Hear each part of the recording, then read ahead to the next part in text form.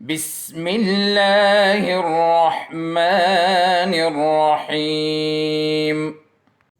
बिस्मिल्लाहिर्रहमानिर्रहीम एंड अस्सलाम वालेकुम students, welcome to lecture number 2। आज जो हमारा टॉपिक है वो है टाइप्स ऑफ मैट्रिसेस। बहुत सारे टाइप्स हैं मैट्रिसेस के, चंद आप लोग के जो है वो कोर्स का हिस्सा है। हम लोग उस पर पहले बात करते हैं और उसके बाद इसका एक्सरसाइज जो होगा वो इंशाल्लाह हल करेंगे। फर्स्ट थिंग फर्स्ट, जो टाइप्स हैं नंबर 1 से स्टार्ट कर लेते हैं। वन बाय वन जो है जल्दी जल्दी से इसको थोड़ा सा पढ़ लेते हैं, एग्जाम्पल दे लेते हैं और उसके बाद आगे इंशाल्लाह एक्सरसाइज की तरफ बढ़ेंगे। First matrix, the first type of matrix we are going to study is a row matrix. Row and column के बारे में मैंने आपको डिटेल से जो है लास्ट लेक्चर में बताया भी था। अब रो मैट्रिक्स क्या होगा? ऐसा मैट्रिक्स जिस मैट्रिक्स में सिर्फ और सिर्फ सिंगल रो हो, एक रो हो उसमें सिर्फ 1 2 3 4। अब इसमें अगर आप देखें, हमने क्या बात की थी कि जो हॉरिजॉन्टली लिखे हुए नंबर्स हैं वो क्या कहलाते हैं? हॉरिजॉन्टली लिखे हुए जो सेट ऑफ नंबर्स होता है, एक ग्रुप हो जो होता है, इसको हम लोग रो कहते हैं। अब इस मैट्रिक्स में अगर आप देख लें, सिर्फ एक रो है, एक रो है और मल्टीपल आपके पास क्या हैं? कॉलम्स हैं। कॉलम्स जो है वो एक से ज़्यादा होंगे। सो आपको ऐसा मैट्रिक्स क्या कहलाएगा? फिर रो मैट्रिक्स कहलाएगा। क्लियर है बात? जिसमें एक रो हो और एक से ज़्यादा कॉलम्स हों, ऐसे मैट्रिक्स को आप क्या कहेंगे? Row matrix. इसी तरह सेम इसकी डेफिनेशन पे दूसरा मैट्रिक्स आ जाता है, दूसरा टाइप आ जाता है नंबर 2, कॉलम मैट्रिक्स। अब कॉलम मैट्रिक्स क्या होगा? जिसका हमने लास्ट डेफिनेशन में बात की, जिसमें एक रो था वो क्या था? Row matrix. जिसमें एक कॉलम होगा वो क्या कहलाएगा? आप एक ये कहलाएगा आपके पास कॉलम मैट्रिक्स, जिसमें सिर्फ और सिर्फ एक क्या हो? एक सिंगल आपके पास कॉलम हो और मल्टीपल आपके पास क्या आ जाए? रोज आ जाए उसमें। तो ऐसे मैट्रिक्स को आप फिर क्या कहेंगे? कॉलम मैट्रिक्स कहेंगे। क्लियर? आगे चलते हैं थर्ड टाइप की तरफ। आपकी बुक में जो थर्ड और फोर्थ पार्ट है वो है स्क्वायर एंड रेक्टेंगुलर मैट्रिक्स। लेकिन उसकी डेफिनेशन क्योंकि हम लोगों ने ऑलरेडी फर्स्ट लेक्चर में की हुई है, तो हम लोग जीरो मैट्रिक्स की तरफ आ जाते हैं। अगर फिर भी याद नहीं है तो रिवाइज सुन ले उसका। स्क्वायर मैट्रिक्स ऐसा मैट्रिक्स होता है जिसके रोज़ एंड कॉलम्स की तादाद क्या हो? सेम हो। और रेक्टेंगुलर जिसके रोज़ एंड कॉलम्स की तादाद सेम ना हो। अब आ जाते हैं ज़ीरो मैट्रिक्स की तरफ, या ज़ीरो या नल मैट्रिक्स की तरफ। तो ऐसा मैट्रिक्स बहुत ही आसान है ये भी, जिस मैट्रिक्स में आपके पास मुकम्मल जितने भी एंट्रीज़ हैं वो एंट्रीज़ अगर आपके पास क्या हो? ज़ीरोज़ हो, तो ऐसे मैट्रिक्स को आप क्या कहते हैं? ज़ीरो मैट्रिक्स या फिर नल मैट्रिक्स। एक बात जो एक्स्ट्रा, ये तो आप आगे एक्सरसाइज में पढ़ेंगे भी, लेकिन अभी से थोड़ा सा सुन ले ज़ीरो मैट्रिक्स के बारे में। इसका जो ज़ीरो मैट्रिक्स का जो काम है, ये जो हमने यहाँ पर लिखा हुआ है, तो मैंने ओ से सिर्फ डिनोट किया हुआ है। यहाँ पर जो ज़ीरो ज़ीरोज़ हमने लिखे हुए हैं, इस मैट्रिक्स का काम एग्जैक्टली ऐसा ही है जैसे हम लोग आम नंबर्स में ज़ीरोज़ को यूज़ करते हैं। आम नंबर में अगर हम ज़ीरो को ले लें, ज़ीरो को किसी नंबर के साथ ऐड करें, कोई फ़र्क पड़ता है? कुछ फ़र्क नहीं पड़ता। इसी तरह अगर आपको कोई भी नंबर ले लें, बहुत ही बड़ा नंबर ले लें, बहुत ही छोटा नंबर ले लें, जो भी है, अगर इस नंबर के साथ आप ज़ीरो को प्लस करें या माइनस करें, आपके पास क्या होता है? उस पर फ़र्क नहीं पड़ता। इस साइड पे लिख लें इसका आंसर। 100 जो है वो स्टिल 100 ही रहेगा। मैट्रिक्स में आपके पास ज़ीरो या नल मैट्रिक्स जो है वो एग्जैक्टली इसी तरह काम करता है। अगर इस मैट्रिक्स को आप एडिशन तो अभी आप लोगों ने पढ़ी नहीं है, आप लोग पढ़ेंगे आगे, लेकिन अभी से सुन लें, ज़ीरो या नल मैट्रिक्स को किसी भी मैट्रिक्स का अगर हम प्लस करें या माइनस करेंगे, उस पर कोई भी फ़र्क नहीं पड़ेगा। सही है? ये जब आएगा फिर आपको और भी क्लियर हो जाएगा। आगे चलते हैं नेक्स्ट टाइप की तरफ। Fifth part is diagonal matrix. अब डायगोनल मैट्रिक्स क्या होता है? डायगोनल मैट्रिक्स किस टाइप का होता है? पहली बात, डायगोनल मैट्रिक्स के लिए शर्त हो कि डायगोनल मैट्रिक्स हमेशा जो होगा वो स्क्वायर मैट्रिक्स होगा। कभी भी डायगोनल मैट्रिक्स जो है वो रेक्टेंगुलर मैट्रिक्स नहीं होगा। एक बात तो ये होगी। दूसरी बात, डायगोनल मैट्रिक्स जो होगा वो, एक एग्जांपल ले लेते आपको क्लियर हो जाएगा। ऐसा मैट्रिक्स जिसमें मेन डायगोनल क्या कहते हैं? तिरछा जो होता है, इस तरह टेढ़ा सा जो एक लाइन होती है। मैं एक मैट्रिक्स बनाता हूँ, फिर आपको ज़रा समझ आ जाएगी उस पर। यहाँ लिख लेता हूँ 1 2 3, यहाँ ज़ीरो, यहाँ ज़ीरो, यहाँ ज़ीरो, यहाँ ज़ीरो, यहाँ ज़ीरो, यहाँ ज़ीरो। इस लाइन को नहीं, ये जो हमने डायगनली जो लिखे हुए नंबर्स हैं, इसको मैट्रिक्स का मेन डायगोनल कहते हैं। क्या कहते हैं इसको? Main diagonal. ये डायगोनल जो है, ऐसा मैट्रिक्स जिसके इस डायगोनल पे नंबर्स हों और बाकी सारी की सारी एंट्री ज़ीरो हों, उसको डायगोनल मैट्रिक्स कहा जाता है। बात समझ आ रही है? ऐसा मैट्रिक्स जिसके मेन डायगोनल में यहाँ पर आपके पास नंबर्स हों अदर देन ज़ीरो, और जो बाकी जितनी भी एंट्रीज़ हैं वो क्या हो? सारी की सारी एंट्रीज़ जो हैं वो ज़ीरोज़ हों, तो फिर ऐसे मैट्रिक्स को आप क्या कहेंगे? Diagonal matrix. इसी डायगोनल मैट्रिक्स की कंटिन्यूएशन है अगला मैट्रिक्स जो है, अगला टाइप का मैट्रिक्स इसी डायगोनल मैट्रिक्स की कंटिन्यूएशन है। और वो टाइप आपके पास है स्केलर मैट्रिक्स। अब स्केलर मैट्रिक्स क्या है? डायगोनल वाली बात अपने जहन में याद रखें। डायगोनल वाली बात यहाँ पर भी होगी। एक ऐसा मैट्रिक्स जिसके मेन डायगोनल पे नंबर हो, ये जगह ये मैं डैशेस लगा रहा हूँ आप लोगों को समझाने के लिए, और बाकी सारी एंट्रीज जो हैं वो ज़ीरो हों। लेकिन इसमें फ़र्क ये होगा कि इसके जो यहाँ पर मेन डायगोनल पे नंबर्स हैं वो सारे के सारे सेम होंगे। ये आपके पास इसमें मेन बात होगी। इससे पहले डायगोनल में क्या था, डायगोनल मैट्रिक्स में कि बाकी सारी एंट्री जीरो थी, लेकिन मेन डायगोनल पे कोई भी नंबर हो सकते थे, 1 2 3 -1 -2 4 जो भी हो सकता था, जंबल्ड अप कोई भी आपके पास मिक्स नंबर हो सकते थे। यहाँ पर यह बात होगी स्केलर मैट्रिक्स में कि बाकी सारी एंट्री जीरो होंगी, मेन डायगोनल पे नंबर्स होंगे, लेकिन जो नंबर होगा वो एग्जैक्टली सेम होगा, सिंगल डिजिट होगा, 7 7 7 6 6 6 -7 -7 -7। साइन पे कोई मसला नहीं, लेकिन जो होगा वो एग्जैक्टली सेम होगा। तो ये फिर क्या आ जाता है आपके पास, डायगोनल का ही एक टाइप आ जाती है स्केलर मैट्रिक्स। इसके बाद आ जाता है आपके पास आइडेंटिटी मैट्रिक्स। आइडेंटिटी मैट्रिक्स किसे कहते हैं आप उसको भी देख लें, वो भी इन्हीं की कंटिन्यूएशन में आगे चलते हैं। उन्हीं की कंटिन्यूएशन है जो अभी हमने पढ़ा, डायगोनल और स्केलर। आइडेंटिटी मैट्रिक्स अब क्या होगा, एक ऐसा मैट्रिक्स, इसको आई से डिनोट किया जाता है इसमें, एक ऐसा मैट्रिक्स जिसके मेन डायगोनल पे नंबर होंगे, बाकी सारे ज़ीरो होंगे। यहाँ पर भी वही बात होगी, लेकिन इसमें ख़ास जो बात है उसको देख लें। इसमें बात यह होगी कि जो मेन डायगोनल पे नंबर है वो हमेशा सिर्फ और सिर्फ 1 होगा। ये इसमें बात होगी, सही है। क्या होगा इसमें बात कि आपके पास मेन डायगोनल पे नंबर्स होंगे, बाकी सारे जीरो होंगे, लेकिन जो मेन डायगोनल पे नंबर है वो तो सेम होगा जिस तरह हमने स्केलर में पढ़ा, लेकिन वो सिर्फ और सिर्फ 1 होगा, और कोई नंबर हो ही नहीं सकता। जहाँ पर आपके पास मेन डायगोनल पे सिर्फ 1 आ जाए और बाकी सारी एंट्री ज़ीरो हो जाएं, तो इसे आप क्या कहेंगे, आइडेंटिटी मैट्रिक्स। और इस मैट्रिक्स की बात, जिस तरह मैंने आपको ज़ीरो मैट्रिक्स या नल मैट्रिक्स में बताया कि उसका जो एक तरह से हम जो नंबर्स में जो ज़ीरो यूज़ करते हैं उसकी तरह मिसाल है, इसी तरह आइडेंटिटी मैट्रिक्स की जो मिसाल है वो हमारे नंबर्स में 1 की तरह है। जिस तरह 1 को किसी भी नंबर से मल्टीप्लाई करने से कोई चेंज नहीं आता, दोनों का आंसर 3 आता है, इसी तरह आइडेंटिटी, अभी मल्टीप्लिकेशन भी आप लोगों ने अभी पढ़ी नहीं है, पढ़ेंगे आप लोग, लेकिन आइडेंटिटी मैट्रिक्स को जब भी आप किसी भी नंबर, किसी भी मैट्रिक्स से सॉरी जब मल्टीप्लाई करोगे, उस मैट्रिक्स पे किसी भी किस्म का कोई फ़र्क नहीं पड़ेगा। ये जब आएगा इंशाल्लाह आप लोग तब सीखेंगे। इसके बाद आ जाता है मेन जो ज़रूरी टॉपिक है आपके एक्सरसाइज के हवाले से, वो है ट्रांसपोज। ट्रांसपोज ऑफ मैट्रिक्स से हमारा क्या मुराद है, अब उसको देख लें। ट्रांसपोज को समझने के लिए मैं एक एग्जांपल ले लेता हूँ, और बहुत ही आसान सा कॉन्सेप्ट है इसका। एक मैट्रिक्स ले लें, 1 2 3 4 5 6, कितने रोज़ हैं इसमें, 2 रोज़ हैं, कितने कॉलम्स हैं, 3 कॉलम्स हैं। अगर मैं आपसे कहूँ कि इसका ट्रांसपोज मालूम करें, ट्रांसपोज क्या होगा इसका, गौर से देखें। किसी भी मैट्रिक्स के ट्रांसपोज से मुराद ये होता है कि उसमें जो रो है वो ट्रांसपोज में कॉलम में चेंज हो जाएगा, और इसका जो कॉलम है वो रो में चेंज हो जाएगा। बात समझ आ रही है। इसके रो को देख लें, ये रो लिखा हुआ है 1 2 3। अब जब आप इसके ट्रांसपोज में लिखोगे तो इसको 1 2 3 यहाँ नहीं लिखोगे, उसको कॉलम में चेंज कर लोगे, 1 2 3। दूसरे रो को भी कॉलम में चेंज कर लोगे, 4 5 6। यहाँ पर क्या था, रो क्या था, 1 2।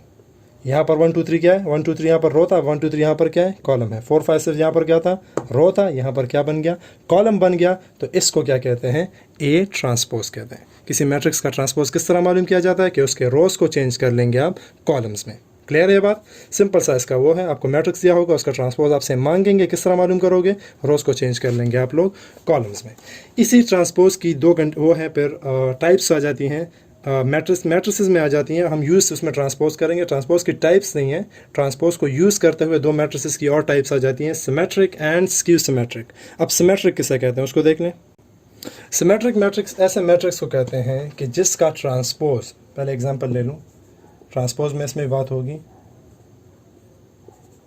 एक ऐसा मैट्रिक्स जिसका आप ट्रांसपोज लें और दोबारा वही मैट्रिक्स बन जाए, मतलब ए पे कोई फ़र्क ही ना पड़े, ऐसे मैट्रिक्स को सिमेट्रिक मैट्रिक्स कहा जाता है। यहाँ अगर आप देख लें, ये रो है इस वक्त 1 2, यहाँ पर मैं किस में लिखूँगा, कॉलम में लिखूँगा। ये रो है, मैं कॉलम में लिख लूँगा। इसको देख लें और इसको देख लें, एग्जैक्टली सेम चीज़ है या नहीं है। जब आपके पास यहाँ पर एक छोटी सी बात याद रखें, जब ए इक्वल हो जाए ए ट्रांसपोज के, मतलब ए मैट्रिक्स जो खुद है और उसका ट्रांसपोज अगर ये दोनों आपस में इक्वल रह जाएं, तो ऐसे मैट्रिक्स को आप क्या कहेंगे, ए क्या कहलाएगा, फिर सिमेट्रिक मैट्रिक्स कहलाएगा। क्लियर है बात। इसी को ये गौर से इसको याद रखें, स्क्यू सिमेट्रिक भी आपको समझ आ जाएगा। 10 नंबर जो लास्ट है, लास्ट टाइप ऑफ मैट्रिक्स वो है स्क्यू सिमेट्रिक। अब स्क्यू सिमेट्रिक किसे कहते हैं उसको देखें। एक ऐसा मैट्रिक्स, अब इसमें भी अपने ट्रांसपोज और ये सारी बात याद रखनी। एक मैट्रिक्स ले लेता हूँ, 0 -3 चलें और 3 एंड अनदर 0, मैंने मैट्रिक्स ले लिया इस तरह का। इसका अगर मैं ट्रांसपोज लूँ वो क्या होगा, 0 हो जाएगा। ये रो आप किस में लिखेंगे, कॉलम में लिखेंगे, और ये वाला रो किस में लिखेंगे, अगेन कॉलम में लिखेंगे। ये इसका आ गया आपके पास क्या, ट्रांसपोज। लेकिन अगर आप देखें ए ट्रांसपोज और ए इस वक्त बिल्कुल भी सेम नहीं है, इन दोनों को आप इक्वल नहीं कह सकते। इसमें अब क्या बात होगी, ऐसा मैट्रिक्स जिसका आप ट्रांसपोज लें और उसके बाद आप गौर से इस हिस्से को देखें, ये मैट्रिक्स हटाए थे यहाँ से, यहाँ पर मैं कर लेता हूँ इसको। एक ऐसा मैट्रिक्स जिसका ट्रांसपोज लेने के बाद आप उसके साथ माइनस मल्टीप्लाई करें, माइनस उसके साथ मल्टीप्लाई करें, माइनस मल्टीप्लाई बाय 0 कोई चेंज नहीं आएगा, माइनस मल्टीप्लाई बाय +3 क्या बन जाएगा, -3, माइनस मल्टीप्लाई बाय -3 क्या बन जाएगा, +3, और माइनस मल्टीप्लाई बाय 0 से क्या आ जाएगा, 0। अब इस मैट्रिक्स को देखें आप और ए मैट्रिक्स को देखें, 0 0 -3 -3 3 3 0 0। जब आप एक मैट्रिक्स का ट्रांसपोज लें और उसके बाद उसके साथ माइनस मल्टीप्लाई करें और उसके बाद जो मैट्रिक्स है वो दोबारा वही मैट्रिक्स बन जाए, तो ऐसी हालत में आप क्या कहेंगे, ये दोनों, ये मैट्रिक्स क्या है, स्क्यू सिमेट्रिक है। जब आपके पास ए किसके इक्वल हो, minus multiply by A transpose के, तो फिर आप क्या कहेंगे कि ए क्या है, स्क्यू सिमेट्रिक है। बात समझ हुई, समझ आई। पहले हिस्से में हमने क्या कहा, सिमेट्रिक। सिमेट्रिक में क्या होता है कि अगर आपके पास एक मैट्रिक्स था, उसका आपने ट्रांसपोज लिया, वो दोनों सेम आ गए, सिमेट्रिक मैट्रिक्स कहलाएगा। स्क्यू सिमेट्रिक कब होगा, जब आप उसके ट्रांसपोज लें और उसके साथ माइनस मल्टीप्लाई करें, उसके बाद आपके पास दोबारा वही सेम मैट्रिक्स बन जाता है, तो फिर आप क्या कहलाएंगे, उस मैट्रिक्स को आप क्या कहेंगे, स्क्यू सिमेट्रिक मैट्रिक्स कहेंगे। तो ये था आपके पास टाइप्स ऑफ मैट्रिसेस। अब चलते हैं एक्सरसाइज की तरफ। तो चलें स्टार्ट करते हैं exercise number 1.2। First question start करते हैं, right transpose of the following matrices. बहुत ही सिंपल सा क्वेश्चन है ये। आपने क्या करना है, आपको मैट्रिसेस दिए हुए हैं, आई थिंक 5 के 6 पार्ट्स हैं, मैं 2 पार्ट्स कर रहा हूँ, बाकी पार्ट्स आप लोगों ने खुद करने हैं। आपको मैट्रिसेस दिए होंगे और उसका हम लोगों ने क्या लिख लेना है, ट्रांसपोज लिख लेना है। सो पी का ट्रांसपोज लेने क्या हो जाएगा, ये स्मॉल टी है, अच्छा स्मॉल टी होगा इसका निशान दिखाने के लिए कि पी कौन सा है और पी ट्रांसपोज कौन सा है। ट्रांसपोज में मैंने क्या बताया कि रोज को आपने चेंज कर लेना है कॉलम्स में। तो 1 2 अब यहाँ पर रो है, ट्रांसपोज में क्या हो जाएगा, कॉलम बन जाएगा। 3 1 रो है, अब क्या बन जाएगा, कॉलम। बस ये इसका आंसर है। सिमिलर केस यहाँ पर भी, S transpose will be equal to what, row column में चेंज करते जाएं, -5 1 -2 1 4 another 4 which is the required transpose of this matrix। तो आई थिंक बहुत ही आसान सा क्वेश्चन है। 3 पार्ट्स इसके रह गए, वो आप लोग खुद ट्राई कर लें, आसानी से हो जाएगा। इसमें by the way 3rd number part जो है, r इज़ इक्वल टू सिर्फ एक एलिमेंट दिया हुआ है, तो 6 है, तो 6 का कोई चेंज कुछ नहीं होता। तो r का जो है इस केस में जो आपके पास क्वेश्चन है, question number 3, r is equal to matrix में सिर्फ एक सिंगल एलिमेंट लिखा हो, तो इसका जो ट्रांसपोज होगा वापस यही मैट्रिक्स आ जाए, क्योंकि इसमें आप रो कॉलम चेंज ही नहीं कर सकते क्योंकि सिर्फ एक ही एलिमेंट है। सो बाकी पार्ट्स आप लोग खुद कर लें। हम चलते हैं क्वेश्चन नंबर 2 की तरफ। क्वेश्चन नंबर 2 को देख लें, बहुत ही आसान क्वेश्चन है ये वाला भी। Question number 2, which of the following matrices are transpose of each other. So आपको 4 मैट्रिक्स दिए हुए हैं और आपने ये मालूम करना है कि इनमें से कौन कौन से का जो पेयर है, यानी दो जो है वो एक दूसरे के क्या है, ट्रांसपोज हैं। सो एक आप ले लेंगे ए, उसका ट्रांसपोज मालूम कर लें, वो जिस भी मैट्रिक्स के इक्वल आ गया वो आपके पास उसका ट्रांसपोज होगा। इस तरह आप में सी डी में से कोई एक ले लें और उनमें से एक का जो है वो आप क्या कर लेंगे, ट्रांसपोज मालूम कर लेंगे। ऑटोमेटिकली जिसके वो इक्वल आ गया वो दूसरा क्या होगा, उसका ट्रांसपोज होगा। सो सिर्फ ए और सी को हल कर लेते हैं। ए और सी को जब आप हल करेंगे ऑटोमेटिकली वो बी और डी के इक्वल आ जाएगा, तो आपका आंसर कंप्लीट हो जाएगा। मैं इसको मिटा लेता हूँ। इसका आंसर स्टार्ट करते हैं एक यहाँ से। सोल्यूशन देखें, आपको दिया हुआ है गिवन दैट ए मैट्रिक्स आपको दिया हुआ है। ए में आपके पास क्या है, A1 A2 A3 and I think A1 A2 and B1 B2।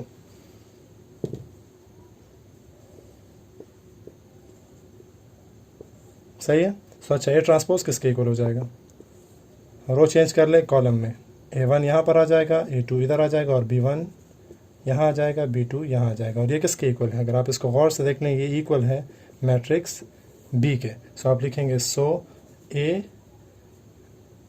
and B are transpose of each other। दूसरे को मालूम करने की ज़रूरत ही नहीं है, बी का ट्रांसपोज लेकर दोबारा ए के इक्वल ले करने की ज़रूरत ही नहीं है, एक कर लिया वो भी काफ़ी होता है। A and B are transpose of each other. सही है। सेकंड पार्ट को देख लें ऑल्सो, आपकी मर्ज़ी है, दोनों में से जो लेते हैं, या आप डी पार्ट ले लें या आप लोग सी पार्ट ले लें। हम सी ले लेते हैं। सी इज़ इक्वल टू -3 4 1 -1, थोड़ा सा दरमियान में लिख लें, 1 -1 एंड 2 एंड 7, सही है। सो सी ट्रांसपोज किसके इक्वल हो जाएगा? Change the row into column, which is equal to matrix D. ये किसके इक्वल आ गया? मैट्रिक्स डी के इक्वल होगा, तो आप लिखेंगे so C and D are transpose of each other, transpose of each other. Clear है बात? सो बहुत ही सिंपल क्वेश्चन है, आप लोगों ने थिंक खुद भी कर सकते हैं, आसान सा क्वेश्चन है। सिर्फ आप लोगों ने ट्रांसपोज लेकर उन दोनों को चेक करना है कि जिसके इक्वल आ गया वो दो मैट्रिक्स आपस में क्या हो जाएंगे? ट्रांसपोज ऑफ ईच अदर हो जाएंगे। Moving on to question number 3। Question number 3 को देख लें। अब क्वेश्चन है थर्ड क्वेश्चन है सिमेट्रिक के बारे में। Which of the following are symmetric. तो सिमेट्रिक के बारे में मैंने आपको बता दिया कि अगर एक मैट्रिक्स का आप ट्रांसपोज लें और वो दोबारा वही मैट्रिक्स आ जाता है, सो वो क्या कहलाएगा? सिमेट्रिक मैट्रिक्स कहलाएगा। तो आपको ए दिया हुआ है, हम क्या मालूम करेंगे? A transpose. तो ए ट्रांसपोज मालूम कर लें। Change the row into column, 5 -7 and -1 5। तो अगर आप देख लें ये और ये मैट्रिक्स आपस किसी भी तरह में ये इक्वल नहीं है, तो आप लिखेंगे as A is not equal to A transpose, so A matrix, या मैट्रिक्स ए लिखने या फिर सिर्फ ए लिखने, so A is not symmetric matrix.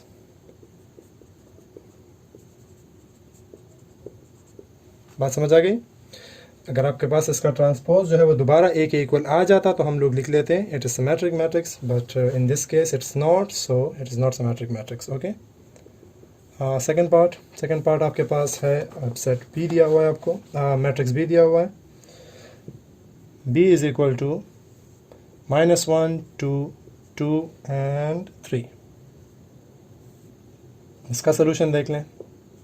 B transpose क्या होगा? Change row into column. ये रो चेंज कर लें कॉलम में, ये रो चेंज कर लें अगेन कॉलम में।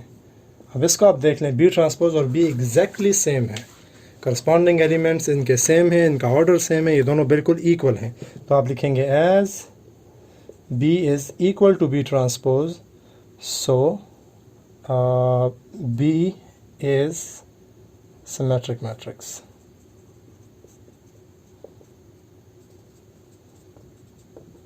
B is a symmetric matrix. ठीक है जी, तो दो पार्ट्स मैंने कर लिए, दो पार्ट्स आप लोग ट्राई कर लें। बहुत ही आसान है, बस ट्रांसपोज ले लेना है।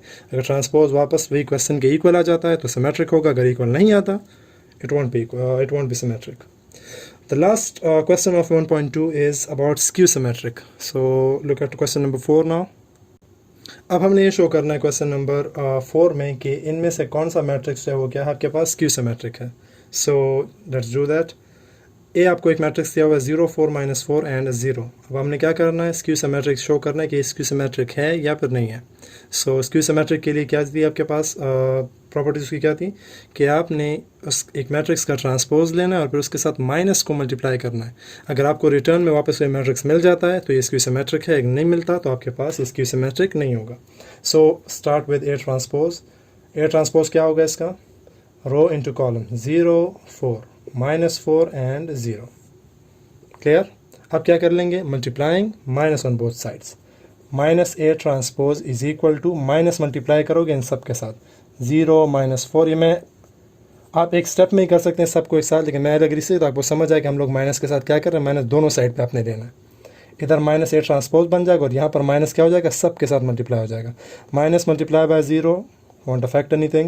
Minus multiply by -4 change into +4, minus multiply by +4 change into -4, and minus multiply by 0 again no effect. This gives you again matrix A.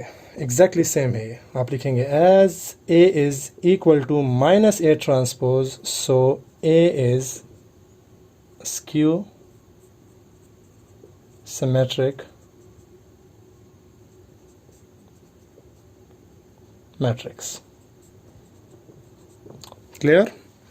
हमने क्या किया, ट्रांसपोज लिया और ट्रांसपोज के बाद उसके साथ माइनस को, नेगेटिव को मल्टीप्लाई किया। जब आप मल्टीप्लाई करेंगे क्या आ जाता है आपके पास, रिटर्न में दोबारा क्वेश्चन वाला मैट्रिक्स आ जाता है। अब क्या कहेंगे आप, ये वाला क्वेश्चन, ये वाला मैट्रिक्स क्या है, स्क्यूब सिमेट्रिक मैट्रिक्स है। एक और पार्ट मैं इसमें कर रहा हूँ और रिमेनिंग जो है मैं इसमें ये जो डी पार्ट है ये वाला कर लेता हूँ। इसमें 3x3 मैट्रिक्स है तो ये वाला कर लेते हैं, सही है। ये बाकी दरम्यान के 2 पार्ट्स आप लोगों का होमवर्क होगा। सो लास्ट पार्ट की तरफ देखें। सो डी मैट्रिक्स आपको दिया हुआ और ये 3x3 है, मतलब इसमें आपके पास 3 रोज़ एंड 3 कॉलम्स हैं। इसका अब हमने क्या करना है, चेक करना है कि इज़ इट स्क्यू सिमेट्रिक और नॉट। सो फर्स्ट थिंग क्या होगा, will find the D transpose. Transpose क्या होगा, रो चेंज इनटू कॉलम हो जाएगा 0 3 and 2। Second row change into second column -3 0 and 1 and the third row will change into third column, सही है। ये हो गया आपके पास इसका ट्रांसपोज। द नेक्स्ट थिंग क्या होता है, minus. We take minus on both sides. 0 इसका फ़िलहाल मैं मल्टीप्लाई नहीं कर रहा, अगले स्टेप में मल्टीप्लिकेशन किया करें। कोई ख़ास इसमें पाबंदी नहीं है, लेकिन मैं सब आप लोग के समझाने के लिए एक स्टेप ज़्यादा कर लेता हूँ ताकि आपको क्लियर हो जाए कि हम लोग क्या कर रहे हैं इसमें। अब क्या करेंगे स्टेप में, माइनस को सब एलिमेंट, हर एलिमेंट के साथ मल्टीप्लाई कर लेंगे। सो माइनस डी ट्रांसपोज आपके पास क्या बन जाएगा, minus multiply by 0 again 0,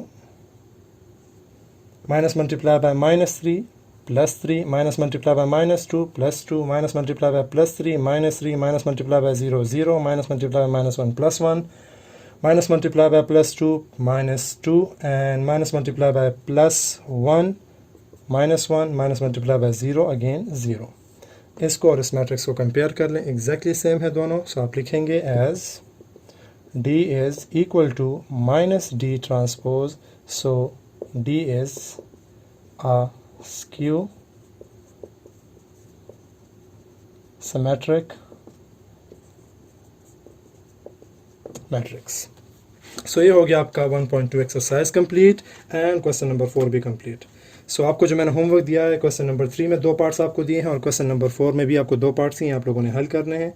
similar आपको मैंने क्वेश्चन नंबर 1 में भी चंद पार्ट्स दिए हुए हैं जिसका आप लोगों ने क्या करना है, ट्रांसपोज मालूम करना है। तो बहुत ही आसान एक्सरसाइज है, आप लोग इसको ट्राई कर लें और कंप्लीट कर लें। इंशाल्लाह अगले लेक्चर में फिर हम लोग एडिशन सब्ट्रैक्शंस के बारे में पढ़ेंगे और सम लॉ है आपके पास, कम्यूटेटिव एसोसिएटिव, आप लोग आई थिंक इन नामों को जानते हैं लेकिन वो हम लोगों ने नंबर्स में पढ़े थे। अब हम लोग इंशाल्लाह इसको मैट्रिसेस के लिए करेंगे। तब तक के लिए इजाज़त दे चलें, अल्लाह हाफिज़। اللهم انفعنا بما علمتنا وعلمنا ما ينفعنا وزدنا علما.